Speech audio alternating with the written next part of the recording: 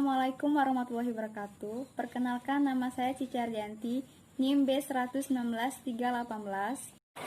Baiklah, di sini saya akan menjelaskan tentang hukum dagang. Apakah hukum dagang itu? Hukum dagang terdiri dari dua kata, yaitu hukum dan dagang. Hukum adalah aturan-aturan atau batasan-batasan yang bersifat memaksa.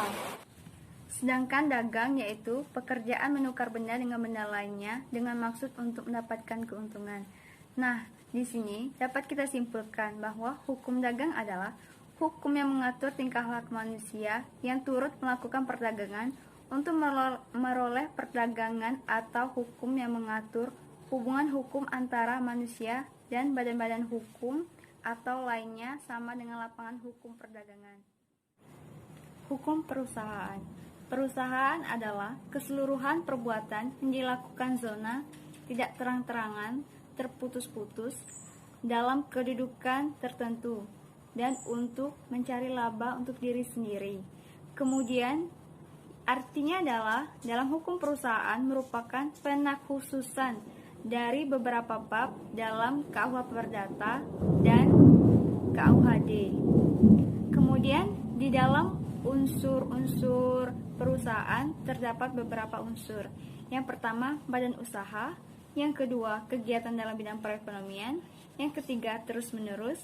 Yang keempat, bersifat tetap. Yang kelima, terang-terangan.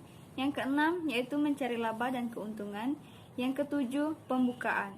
Kemudian di dalam hukum perusahaan terdapat dasar-dasar hukum perusahaan. Yang pertama, perundang-undangan. Yang kedua, kontrak perusahaan. Yang ketiga, jurisprudensi. Dan yang terakhir yaitu kebiasaan. Sejarah hukum dagang. Pertumbuhan hukum dagang pada abad pertengahan 1000 sampai 1500. Negara Perancis dan Italia telah berkembang kota pusat-pusat perdagangan, yaitu Barcelona, Venetia, Marseilla, yang pada saat itu masih menggunakan hukum Romawi atau Corpus Juris Civilis sebagai hukum KUH Perdata. Hukum Romawi tidak lagi dapat memenuhi kebutuhan masyarakat. Akhirnya timbul hukum perdagangan. Istilah perdagangan lebih sempit daripada perusahaan.